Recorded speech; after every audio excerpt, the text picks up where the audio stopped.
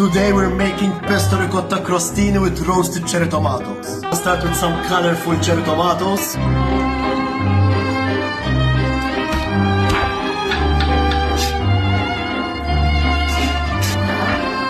You can't make a crostini aperitivo without some sparkling wine.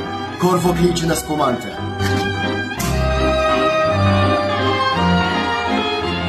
Let's prepare the ricotta topping.